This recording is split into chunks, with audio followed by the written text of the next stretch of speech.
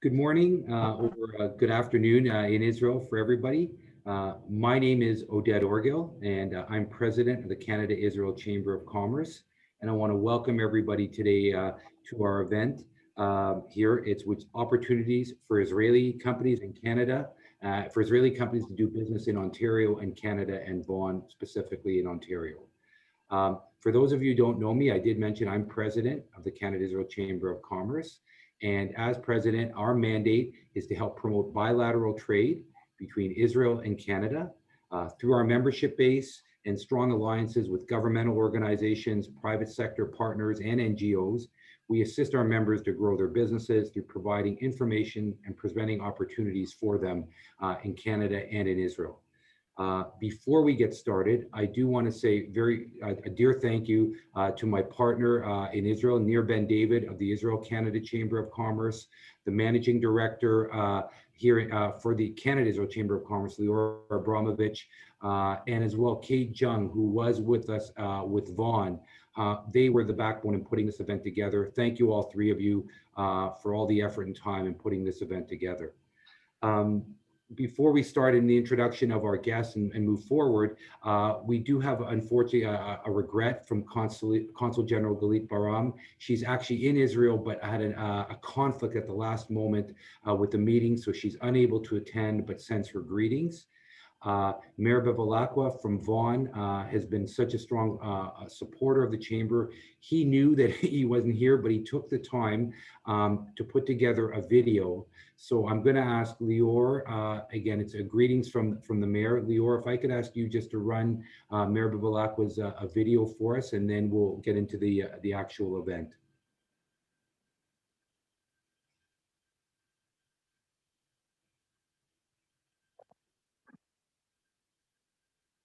I'm pleased to bring greetings to everyone attending the Doing Business Together virtual seminar. The city of Vaughan has a strong and enduring relationship with the state of Israel.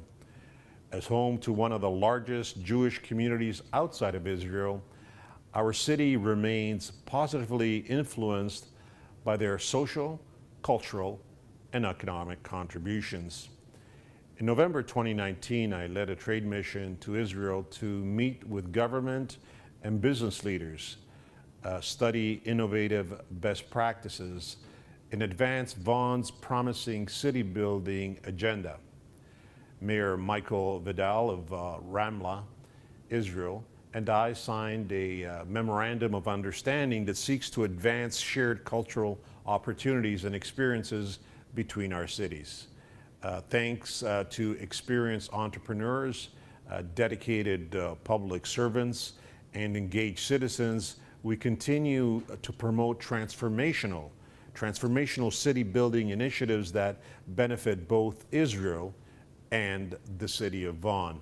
This includes the Vaughan Metropolitan Center, the city's emerging downtown core, and the Vaughan Healthcare Center precinct, anchored by the Cortellucci Vaughan Hospital, which is also the first smart technology hospital here in Canada. Our commitment to enhancing the citizen experience inspires us to build a strong sense of community and ensure Vaughan is the place to be. Welcome back. So now I'd like to basically introduce our esteemed panel. All of them have been tremendous friends and of both the Canada-Israel Chamber of Commerce and the Israel-Canada Chamber of Commerce, and have great resumes. So with their permission, I've asked them to shorten down and just give you very brief highlights of who these wonderful people are who've joined us today. I'm going to start with Stanley Gomez. Stanley joins us from Israel. He is the counselor for the Canadian Embassy in Israel, and over the last number of years, as I've gotten to know Stanley, he's been a tremendous partner and a tremendous resource, for Canadian and Israeli companies, and in support. So thank you, Stanley, for joining us. We also have Minister Anat Katz. She is in New York. She is the Minister of Economic and Trade Affairs for the Israel Consulate General in the US and Canada. And I've had a number of conversations with Minister Katz. She's been wonderful. She's looking forward to engaging and working with Canada as well as the US in working and doing business with Israel. Rena Nickerson. Rena Nickerson is in Toronto, I think actually in Vaughan. Rena is the General Manager of SodaStream Canada. She's been the packaging goods sector of the economy for many, many years and has a tremendous history. And she'll talk a little bit about her company's experience being an Israeli-Canadian company. Akil Tiagi, also here in Toronto. Akil is the Manager of International Markets for Asia, Eurasia, Australia, and Africa with the Ontario Ministry of Economic Development. And through his team, they look to assist a lot of Ontario companies to develop proficiency in exporting and targeting business opportunities, and Israel being one of those key markets. And last but definitely not least, Hamutali Yitzchak. She is a serial entrepreneur. She's joining us from Israel, and she has got a number of global patents, and she's currently chairwoman and CEO and co-founder of LC Nutrition Holdings, which is, again, the first 100% plant-based dairy and soy-free baby nutrition company. So welcome all of you. And again, thank you very much for joining us today. I'm very excited. So let me start, if I may, just from a very high level. And it would really be, if I could start perhaps even with you, Stanley, you're in Israel. What opportunities do you see for Israeli companies in Israel, and why should they come here? Well, let me start by saying, I'm really pleased to see all friendly faces on the video here. I've met every one of you in person, and I've known you for a long time, except Hamutal, which we'll fix in a little bit of time.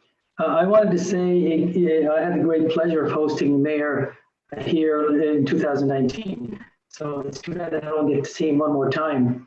For us at the embassy, there's a couple of things we work on. First of all, as I said a little while ago, the people-to-people part of our relationship is very important to us. Our U15 universities spend an incredible amount of time here with their counterparts, the Israeli universities. And that is not totally part of our trade mandate, but we know how important those relationships are and what they do for the broader economy. Israel being what it is as the startup nation, we engage with Israel very much in the areas of science and technology. Many of your viewers will know that we have a science and tech agreement with Israel, and a big part of that is purely based on research and development. I'm very, very pleased to announce, in fact, at the same time as we are doing this, MITAX and the Council for Higher Education in Israel are signing a memorandum of understanding where we will start to exchange researchers and students between our two countries as a formal plan. And I should tell you, this took 3 years to put together. And I can't tell you how difficult it was me to choose whether I should be here or at that event. But hey, Oded, you won out.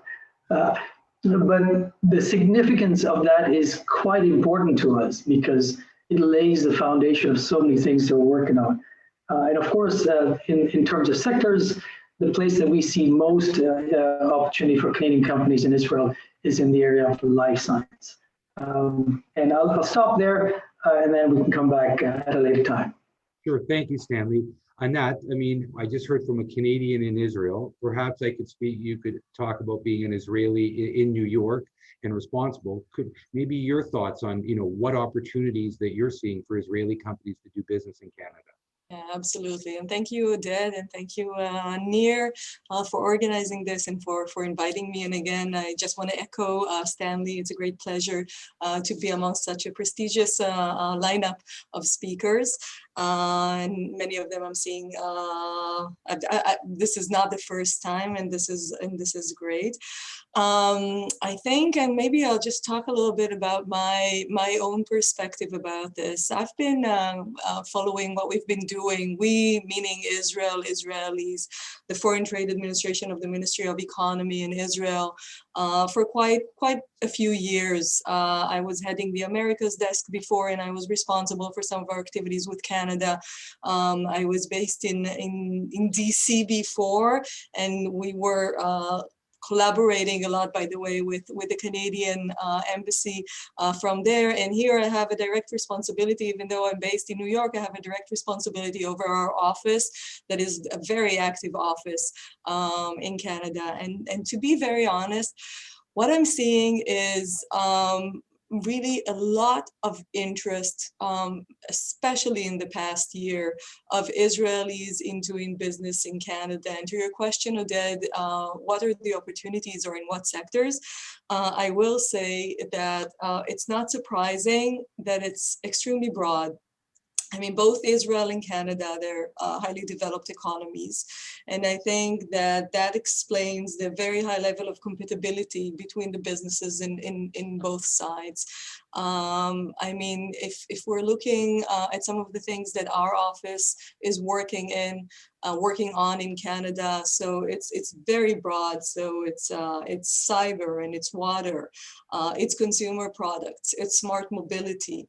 You know, we made some connections around cannabis, for example, you know, which is an area that is very interesting. And I think that Israel and Canada are in a great position to collaborate and to take this forward.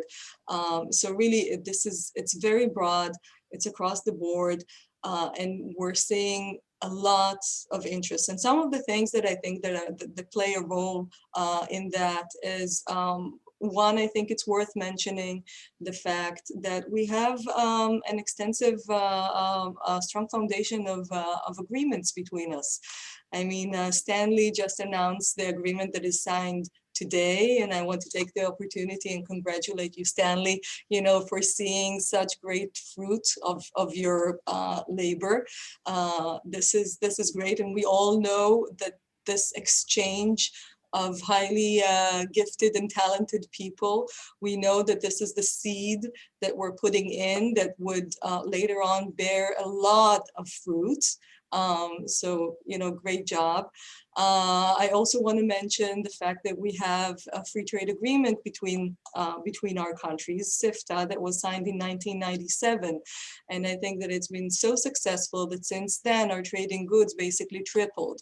You know, again, testament to the fact that not only are we compatible and not only do we have interest in one another, but when we have the right infrastructure, things do grow and develop further. And as Stanley mentioned, there's a number of R&D, research and development agreement between the countries that basically allow companies from both sides to collaborate on joint R&D.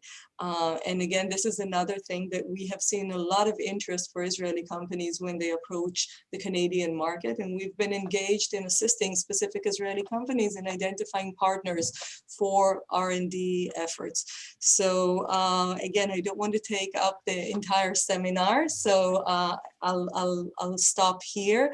But it is a great pleasure, you know, not only to be here, but also to talk about such a great topic that we see a lot of momentum in recently.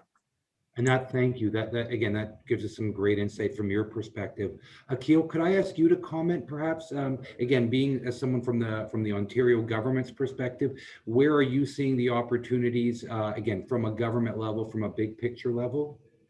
You know, I'm going to reciprocate what Anat just said, and also kind of build on what Stanley, because it's all common. So we see opportunities across all sectors, really, but there are a few sectors where we are focusing more of our efforts, and those are life sciences, medical, bio, all of that, inclusive of that, right? Including telehealth solutions that we're looking for, right? So those collaborations. The other one is information and communication technology, which would have, for us, we consider cyber tech artificial intelligence under ICT domain. So that's how we define it. So cyber tech, artificial intelligence, IoT. This is the another aspect where we are looking a lot of traction, a lot of work going around between Canadian and primarily Ontario and Israeli companies. And then smart mobility. That has caught our attention. We will be doing our first mission in smart mobility to Israel this coming fiscal year. So 3 business missions that we will be leading. One to Biomed Israel. The other one we are doing a standalone cyber tech mission, and then the third one would be smart mobility. We also see a lot of potential in S&T collaboration, science and technology collaboration. So these are those focus areas. In the clean technology, environmental technologies, water and water-related technologies, that is also of significant interest for us. But let me also add, right, when we are looking at Israel in current context, we are looking at Israel for opportunities and collaborations in Israel, but also to target the third market, not only just between, not only just Israeli market, but the third market also. And we can talk about the instruments that are in place or that are being developed, which could enable that. Akil, thank you. No, that's all great. I mean, we've heard you, all 3 of you, talk about things from a high level. I'd like to ask, 2 of our guests. I'll start with Hamutal. I mean, our business people. No disrespect to our government panelists, but Hamutal, as a serial entrepreneur, as someone who's brought, an Israeli company, to Canada. Maybe if you could talk a little bit about, what strategies you use to make it successful here. I'm sure there were some challenges, but maybe let's start with just some of the strategies that help make it successful. Yeah, well, so I think specifically about Canada is first having a consultancy or advisory figure or body that would always facilitate the connections. I think this is key as a starting point, because we were not familiar at the beginning with the Canadian market, nor with the Canadian Stock Exchange. We've had a few visits, but it really takes someone whose expertise is in facilitating those connections, in getting to know the right people in Canada, and connecting all the dots that you can move forward in enhancing your business and in showcasing your company to the right people. So I think that's the first thing which a company that wants to enter the Canadian market needs to do, like any other market. But I think the hospitality that we've been receiving from the Canadian public markets and public sector, because we are a public company in the Canadian Stock Exchange, was extremely warm. As Israelis, and in general, we had a very good experience in this exposure, and this is the first steps that we've done. And I really call every company to, I encourage every new company or startup in Israel to think about the opportunities that are really our abundance of opportunities in the market, not only in the public market, but especially this is my experience in the Canadian market. So I think this is the first thing I would do. Secondly, is really try to develop the network of connections. This is also something that's crucial and key, and this is something I invest a lot of. I think half of my time is invested in creating this network of connections in the Canadian market, also in the total North American market, but also in the Canadian, which I think 50% of our investors are Canadians. So far, it was at the beginning we were just focusing in Canada, and all of our investors were Canadian. And now we've been expanding into the US as well, but still our base is in Canada. And I think these are the major things that needs to be done. And I know that our space is the food tech space and health and wellness space is very strong in terms of, attracting investors in Canada. I think this it resonates with a lot of things that are happening in Canada. And as a base of consumers, Canada is a very well-established health and wellness community. They're looking at the most advanced foods or any solutions that can enhance health and wellness as a community, as a nation. And that's why I think we found a great place to work in and to be active in. Wonderful. Hope I answered your question. Yeah, no, listen, that's fantastic. No, again, in this case, I just asked for your personal experience. I mean, and you've actually given me a very interesting, great segue to Rina. I would like to ask you, Hamutal talked a little bit about having that consultative nature or having someone here or people here to help with that cultural difference.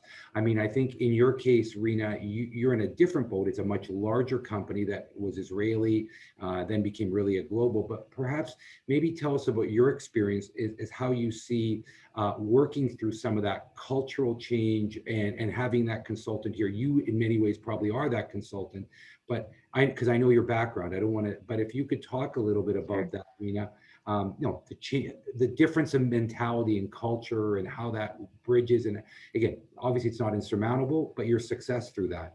Awesome. Thank you. I'm honored to be here, and especially to speak after Hamutal. I come from a family of entrepreneurs, and I have just the utmost respect for people who take the brave step of starting their own business. I've always worked as a Canadian subsidiary of a global company. My entire career in packaged goods, Campbell's, Heinz, Colgate, Palmolive, and SodaStream. I'm the sub. In this case, I'm the GM of sub. Actually, SodaStream is the fourth largest subsidiary. Canada is the fourth largest subsidiary of SodaStream, and we're actually half the size of the US. So we're a very large subsidiary compared to the size of the country. And we've been very, very successful here. I think where it starts for us, first of all, is shared purpose and vision. We are really about sustainability. And I'm proud to say over the last 5 years, we've grown double digits every single quarter for 20 quarters. And we've actually replaced 1.2 billion single-use bottles in that time, just by giving people, the opportunity to make their own sparkling water at home. And that vision of getting to a world where people make their own sparkling water and people want to be able to be self-sufficient and save the environment, that's something that we share. And that common vision really inspires my team and inspires our head office team. And then how we bring that to life, though, is the next really interesting question. So as a subsidiary, we benefit from all the work done at headquarters on R&D, product development, advertising, really the thinking about how the marketplace executes their plan, then comes to us. So we say, okay, this is what we're launching, but this is how in Canada we need to price it. This is how we need to communicate the benefits to the consumer. And sometimes we'll use global advertising. Most of the time we'll actually collaborate closely with Israel to create the advertising that works best here. A lot of my role, to answer your question, Oded, I think of as cultural translation. I actually have 15 nieces and nephews in Israel. My husband and I each have 2 siblings living in Israel, and I've lived there for a few years. And I grew up, in the Jewish day school world, so my Hebrew is half decent. And I understand that the cultures between Canada and Israel are really quite different. Canadians are so lovely and so polite, and they're not always as direct, I would say, as Israelis in telling you exactly what they think. And so sometimes I have to push my Canadian colleagues to encourage them to be more precise and maybe more dogmatic about what they're looking for. Don't hold back so much. And then sometimes I'll coach my Israeli colleagues to listen, stop, plan. Canadians love to be very disciplined and planful. We have our long lead times. We have our regulatory things. Like, we like to know what's happening. Time is very linear in Canada. And I think in Israel, time is a lot less linear. I think things happen. And there's a wonderful energy that we have in our company that comes from being Israeli, where initiative and urgency is one of our 6 what counts factors. And we've been able to move mountains because we don't wait, we get things done. And I come from very, very large process-driven companies where we could never have accomplished what we've done as quickly as we've done it because we just make decisions and go. But on the other hand, my Canadian colleagues need to wrap their heads around, well, how do we make sure we execute with excellence? So when we say go, how do we know who's doing what and when they're doing it and how it's getting done? And we spend a lot of time, creating clarity around that, but we do it without losing that urgency that's made us so successful. And I'll say it's not always easy. Sometimes there's friction. Sometimes you need to remind everyone that intentions are good and that vision is shared. But at the end of the day, we're so proud to be an Israeli company in Canada. And every one of my team members, whether they've been to Israel or know anything about Israel, has a strong feeling of affinity for the country that houses our colleagues at headquarters. Rena, thank you. That's well said, and I very much appreciate your thoughts. I would like to ask Akil. I know we've had two of our entrepreneurs or business people talk a little bit about, again, what they see as not necessary, but good opportunities, advantages.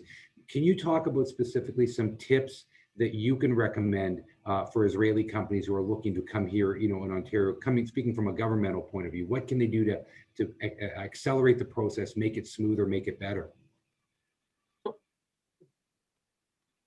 This could be a kind of more of a selfish pitch in a way, right? So my suggestion to the companies who are wanting to come over here is they need to know the starting point.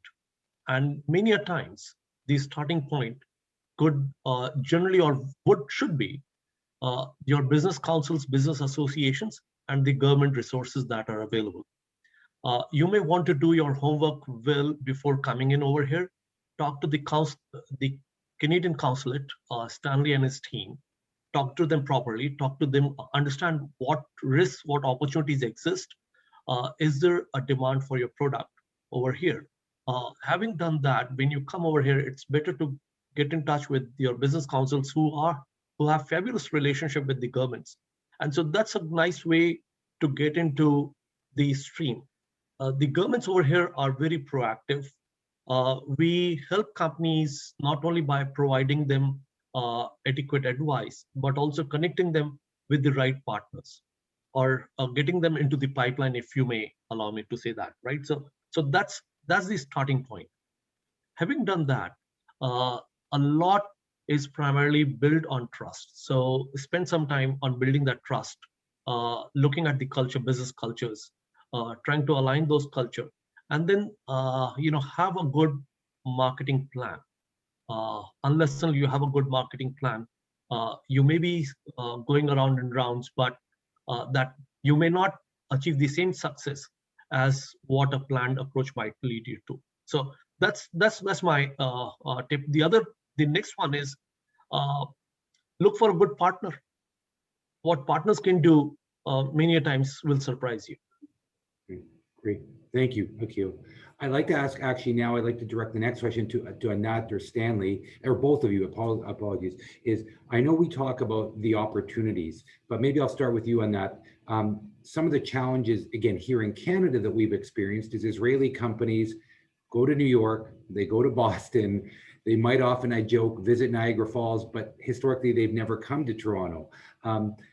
Those are some of the, what do you see? How can Canada do a better job? How do we do, even for, from a government perspective, tell these Israeli companies, hey, there's someplace else other than New York or Boston or the Valley in San Jose. Right. So I fully agree with you that this has always been challenging. And, this is why I also mentioned the fact that I've been following, the relations, at least from the perspective of the Israeli side, over a number of years.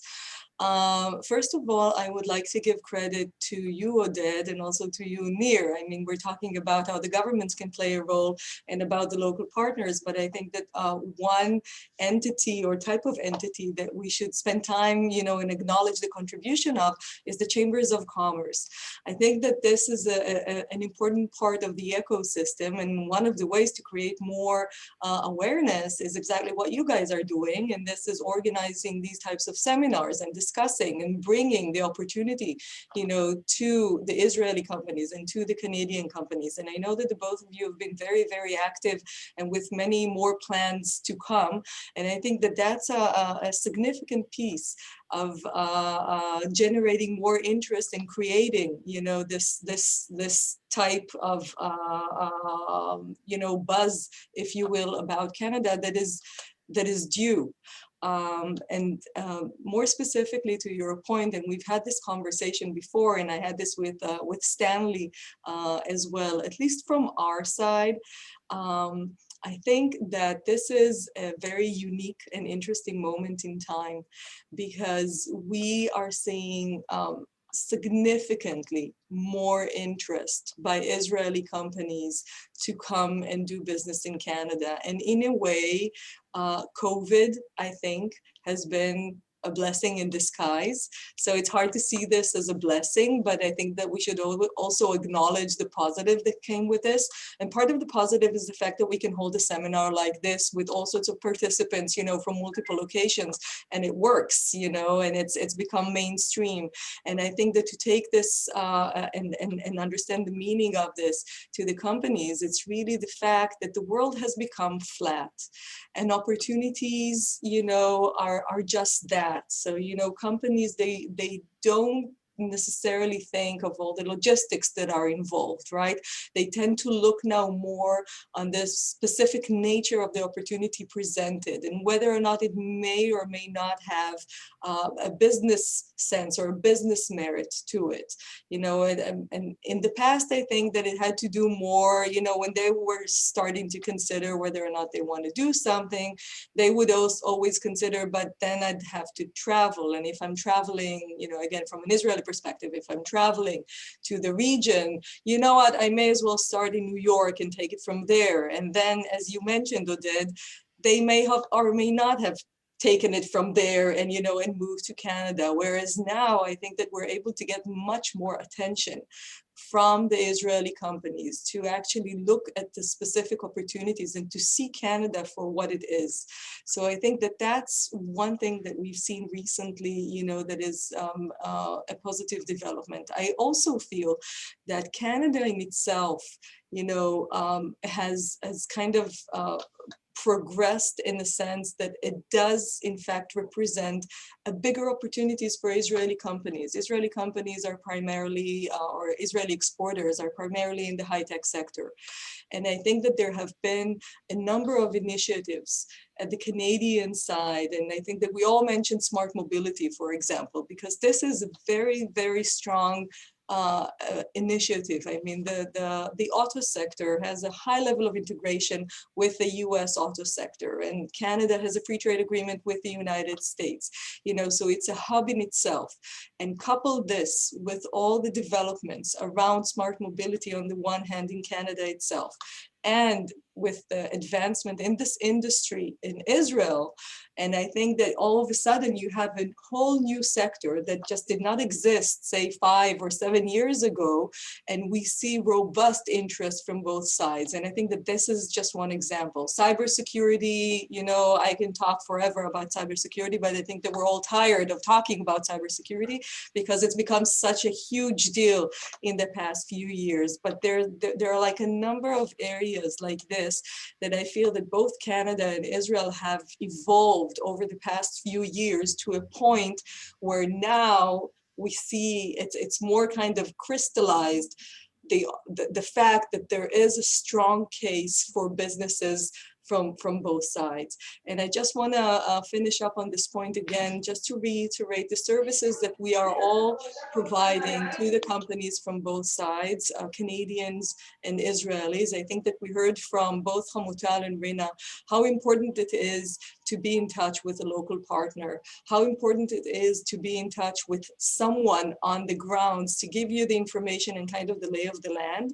And I think that collectively, you know, Oded and Nir and Stanley and our office, I just want to name Ezekiel Bamshach, who's our highly, highly talented Director for Business Development. All this array here is providing just that. And I do want to encourage, and of course, Akhil, I apologize, I neglected to mention you, but I think, and I do want to say, as an Israeli, I'm just envious of the Canadian government and of the fact that it's really so rooted in Canada itself, bringing the opportunities to the Canadian companies. So, and really this is, it's amazing. So I just want to encourage everybody listening to us to approach all of us, you know, for assistance, because this is what we're here to do. And I think that, you know, when we all work about this and we all work around this, we're successful. And I think that we're starting to see more and more fruit of that. Thank you on that. Stanley, would you like, is there anything you can add? I mean, being in Israel, you're talking, I'm sure you're talking to Israelis, you're also talking to Canadian or North American expats who have businesses or any other countries also, and maybe the challenges or how the things we could help and do better bringing those opportunities to here in Canada.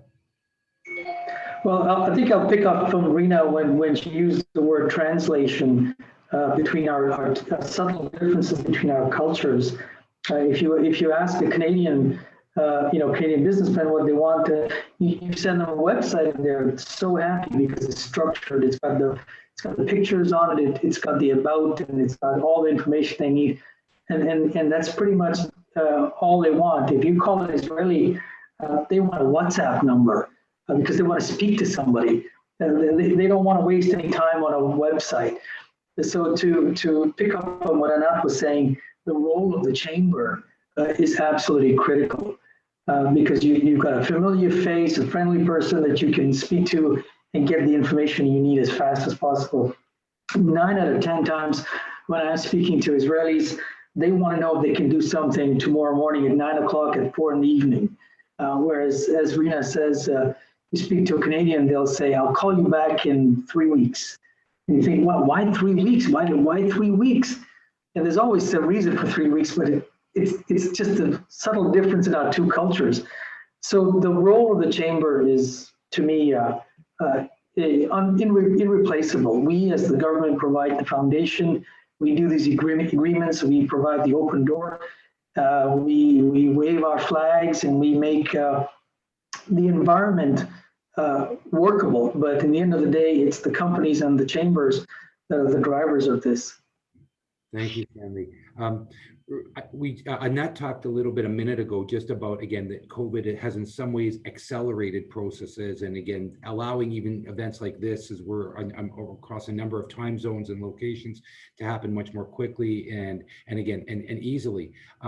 Maybe if Rena, I'd like to hear your thoughts. I mean, have you found, I hate saying COVID, but indirectly it's technology.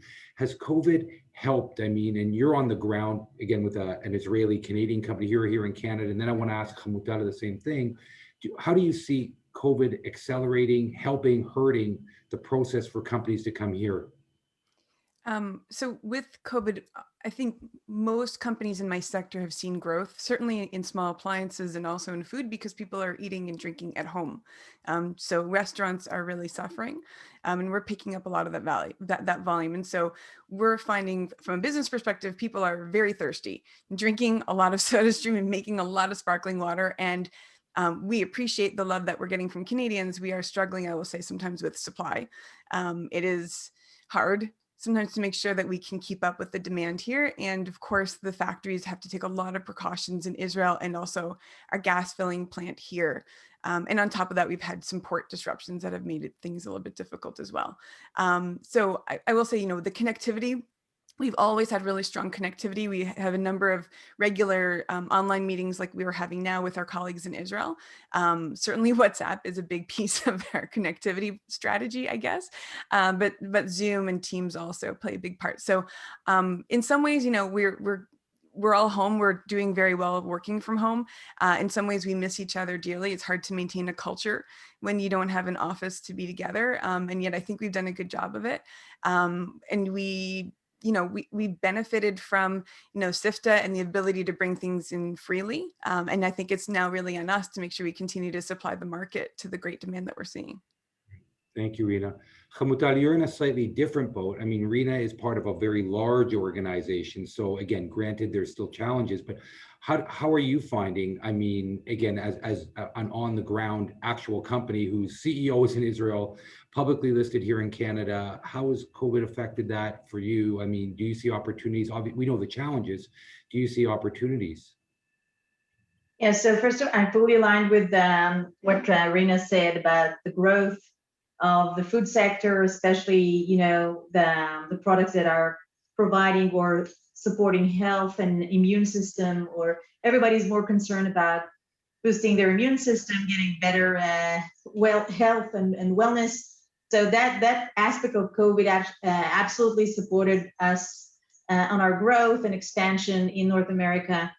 But on the other hand, we had a lot of obstacles as a startup company, as a company that was just launching the product whilst COVID started, and everything was kind of slowed down so dramatically with regards to supply chain, with regards to the capability of our, tech teams and development team to travel, and because we are manufacturing in North America.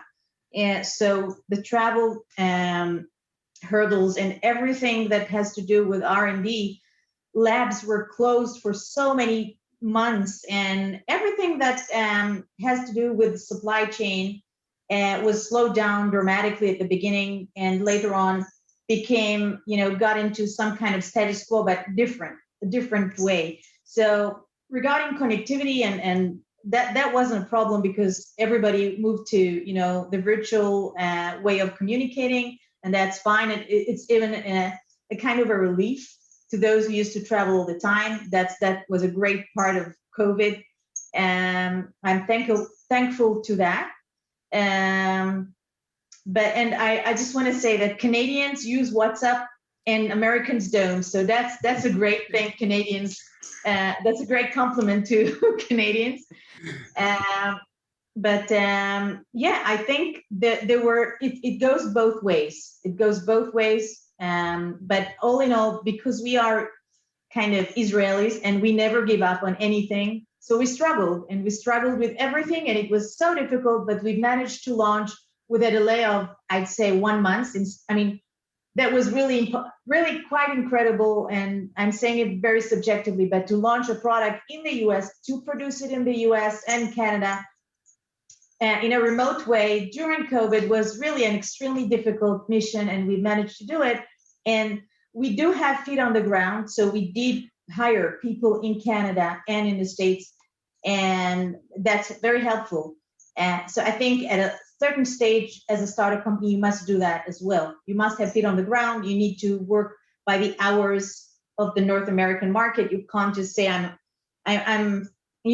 we have a customer care here in Israel, which is working on the ET clock just the way it is. So they're working from noon to night, and we have to match that. We have to be flexible and understand that. But as you do it, you plan to success, and you're doomed to success. Yeah. That's wonderful. Thank you. Prior to pivoting, and I'll ask another question of all our panelists in a minute, is just to, for all the people who are on the call, if you have any questions, please, some people have submitted some, just include them. We're going to try to limit this to noon, because I want to be respectful of our panelists. They all have very, very busy schedules. But I do want to pivot to one last question, which again, I'm personally interested in, and I think that there's some things going on, is we know that 6 months ago, not even so, 4 or 5 months ago, Israel signed the Abraham Accords. And obviously, I think that has created a tremendous opportunity for Israel.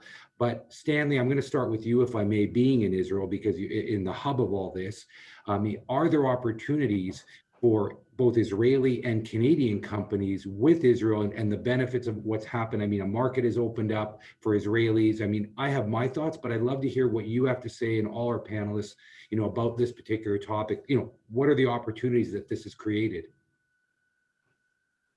So when I arrived here about 3 years ago, that was one of the first things we had started out to do, was look at the potential of business between the GCC countries and Israel. And this was obviously predates the Abraham Accord, but we could see where this opportunity was. And lo and behold, the agreement has come into place. I think the Chamber is doing an amazing job in Israel to promote that, so between the Israeli companies and the GCC countries. So we kind of stay out of that space. But the one area that we are very excited about is when we would always ask Canadian companies to come to Israel, it was always a challenge. For example, if you're going to go to Gulf Food or Arab Health, you've already spent 5-6 days in the region. And as you all know, getting to Israel meant you had to go up to Turkey or come through Jordan or some complicated way to get to Israel. So 9 out of 10 times what I would get from Canadian companies is maybe next time. And now that we have the opportunity for direct flights, many of them are saying, let's do this. So that's a very positive sign for us. The second thing, we're hearing from Israeli companies who are phoning us up and saying, I am going to Dubai for Expo. Can you introduce me to X, Y, and Z in terms of the Canadian companies? Again, that's something we started before the opening of the free trade, the accord, I should call it free trade. But we had done it at a limited scale. And this is a big ramp up for us on our side. So we have big plans for Expo. In fact, we have an integrated plan with our Dubai office and Abu Dhabi office. So our plans are actually integrated for Dubai Expo. Excellent, thank you. Akil, could you make any, I'd like you to chime in here if I may, your thoughts. Well, thank you so much. It's all positive for us, actually. We are really looking forward to it being rolled out and more details coming out of it.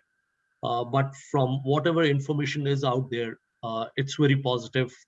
It would help our companies, as Stanley mentioned, access that region in one visit, or kind of, they could plan their visit properly. That's one. Also, there are a few examples which have started coming out. I'll take an example of Cybertech, and Cybertech Israel used to happen in Israel, and it had happened for a few years. This year, they moved it to Dubai, and it's a very good collaboration between UAE and Israel. And kind of, if you really look at the profile, it's still dominated by a lot of Israeli companies, but it also provides access to the Middle East region as a larger region as a whole, right? So that's another one. So this, we see positive. We see that this agreement would help our companies target a larger region. So that's in brief. Thank you. Anat, could you add any color from your perspective? Yeah, I mean, I just, I echo my colleagues. First of all, I think that to state the obvious, having these types of agreements is a positive thing. It's a positive thing for Israel. I think it's a positive thing to the UAE. And I think that it's a positive thing, not only to the region, but more broadly. I think that for us, working on trade promotion, one of the things that we're always trying to look at is really like the bigger picture. And what does it mean for supply chains? What does it mean for partnerships? What does it mean, for travel? What does it mean, there are like a number of factors that always play a role in the level of attractiveness of a market, in the considerations that you have when you come to pick a partner, the types of things that you can do together. And I did mention before that I was based in DC, and one of the things that we were working on there was actually trying to identify a gateway for Israeli companies into developing markets through the international financial institutions. And I mentioned that we were working closely with the Canadian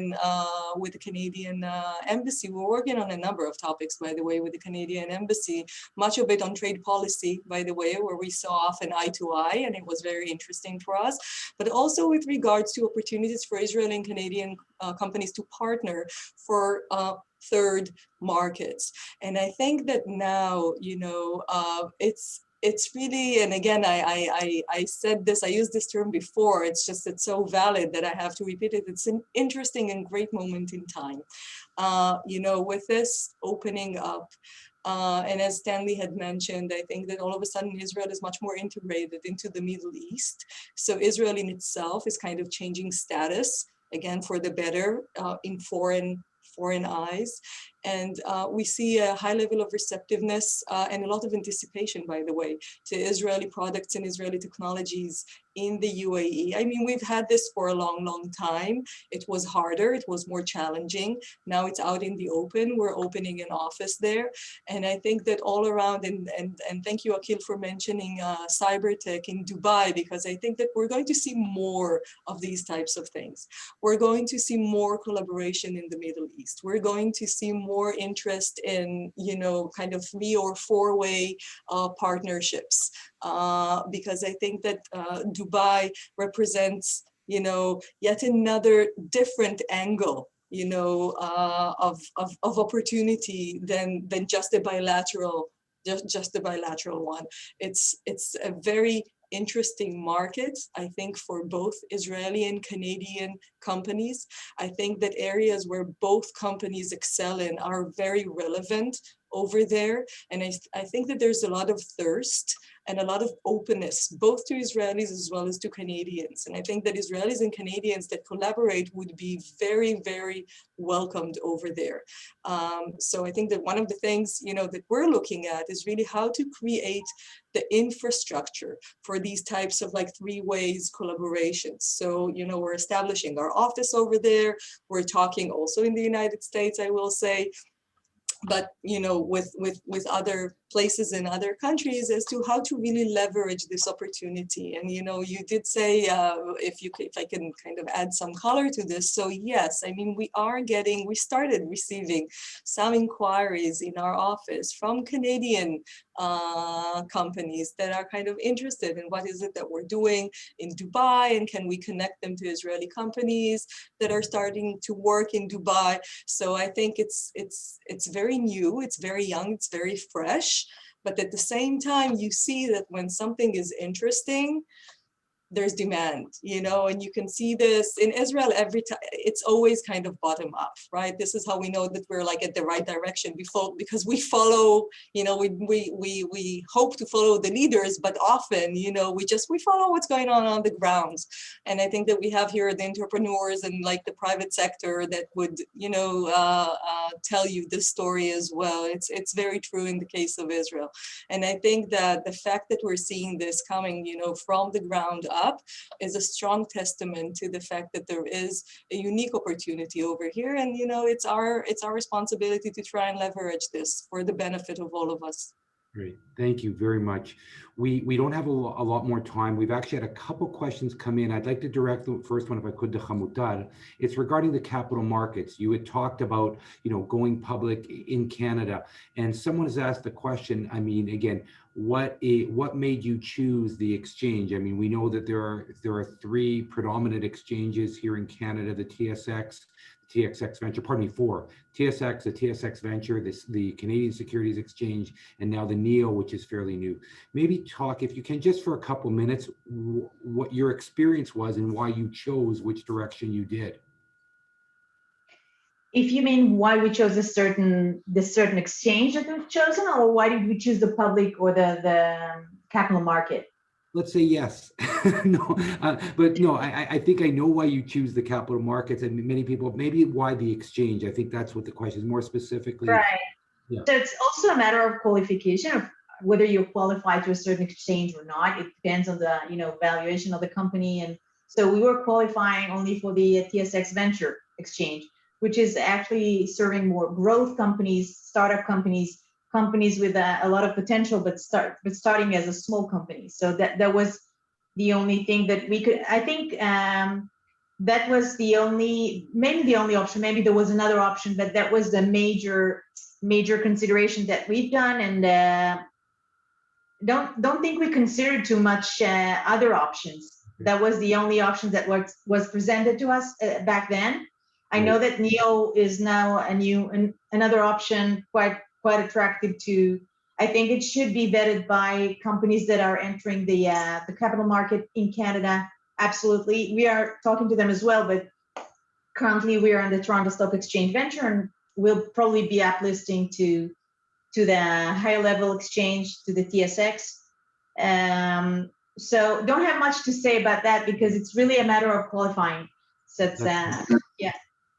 Thank you. Rena, I'd like to ask you, I mean, as a more international company, again, different, it's not that, again, I don't believe SodaStream did their public offering. I'm not sure if you were with them when they did it here in Canada, but do you sense maybe more specifically, are there challenges when you've got both Israelis, Canadians, Americans, and everything to do with the stock basis of it? I mean, we know Israel is a very startup nation, entrepreneurial, going public. I mean, are there challenges, working with, this large organization and all the things that become called from an HR perspective as companies grow? If I'm making sense, can you talk a little bit about that? Sure. I mean, we move fast, as I said before, and I think in Israel, things move even faster than we do. One of the things that we benefit from a lot here in Ontario is a very diverse workforce. And I think that helps us also with cultural translation. You know, we have people in our little office of 40 people from really all over the globe. And the way I treat it is I encourage everyone to bring their whole selves to work. So whatever country you were born in, whatever culture or religion or previous organizations you worked for, all of that accumulated experience only benefits us. And in the same way, all the experiences we have at headquarters and with our Israeli colleagues also benefits us. And then we try and take the best of it. And when sometimes there's friction, we just treat it as everyone having good intent and we work through it. So yeah, I think we do benefit from the diversity on all sides. Great. Well, again, I want to be sensitive to our time. I'm just going to throw out one thing to everybody very quickly. If I could ask all of you, you know, what is one thing, again, that I would say that maybe from your expertise or from your area that could be done better to improve this? I mean, again, I think we're all trying, but again, if you want to take your informal hat, what could we do better? Again, Akil, can I start with you? Just Yeah, perfect. So I'll flip the question a bit. You know, what has started working for us, and what changes have we brought in, and what can we do better? I think so. Starting on what can we do better is have more interactions like this. But also, let me share. You know, what have we done as a result of COVID when everyone went digital? We started something known as Meet the Buyer program. And so kind of it's leveraging digital platforms to the fullest, if I may say. That's something that is the need of the hour. And I'm using this example of Meet the Buyer primarily to prove a point that initially a person would have to travel across seas to go and meet a potential buyer. Now, digital platform is enabling us to connect companies from foreign markets with our suppliers or our buyers, and primarily building those robust supply chain. That's something that we're doing. The other thing that I think so we are doing is, you know, we're trying to enhance the engagement that we have or we already have with Israel. And a classical example of it is that in the month of May, Minister Fidali would be leading a business mission to Biomed Israel. And so kind of, you know, even this environment of COVID, where there's no physical travel, we are leveraging digital platform to deliver even high profile missions that we do. So these are 2 points from my end. And then I think so what better other better things that I can say is try and leverage the resources with the business chambers and the governments. So try and leverage those resources much more efficiently. thank you. Hamutal, I'd like to mix it up between government, business. What do you think that could be done better to help this? That's a challenging question.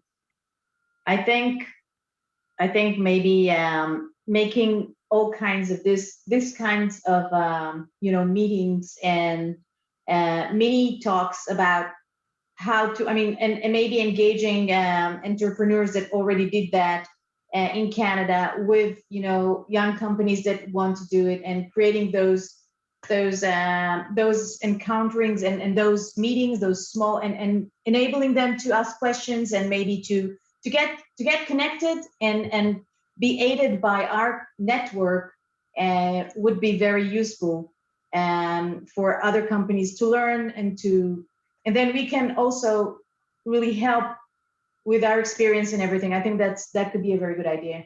Thank you. Anat, I'd like to ask you now you're on mute.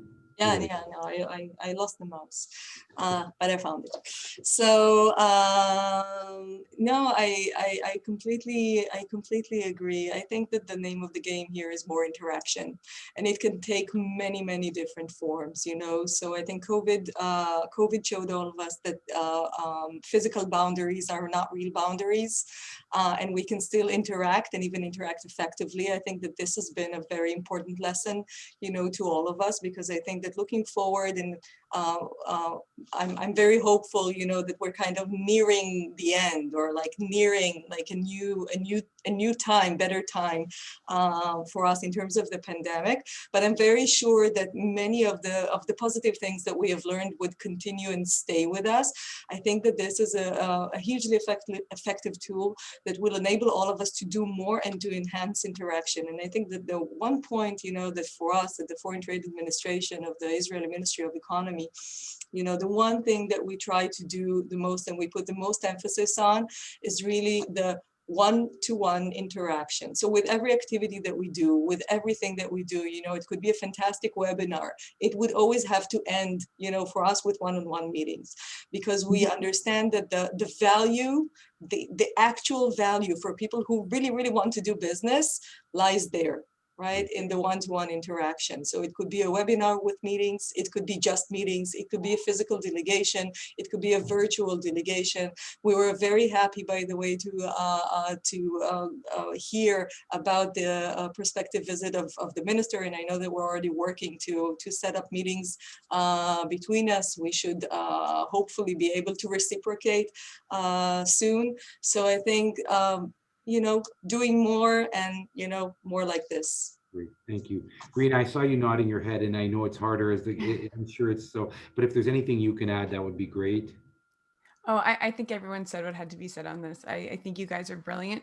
And you live this world much more than I do. I'm a beneficiary of all the intelligence and support from Israel already.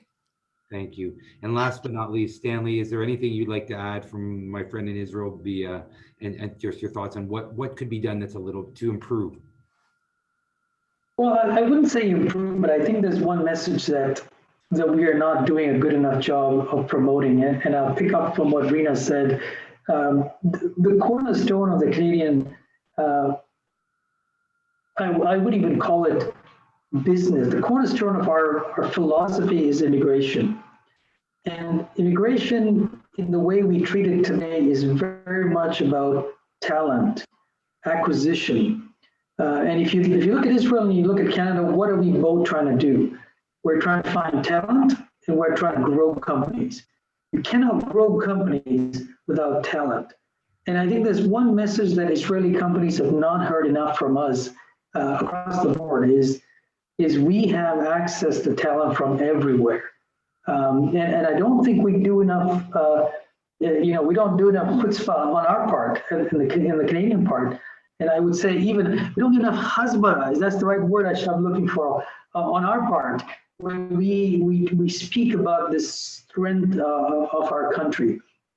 And if you want to get to the US, the talent is coming to Canada. And if you want to grow your company, that's a part. So I included a link down there on the global skills strategy.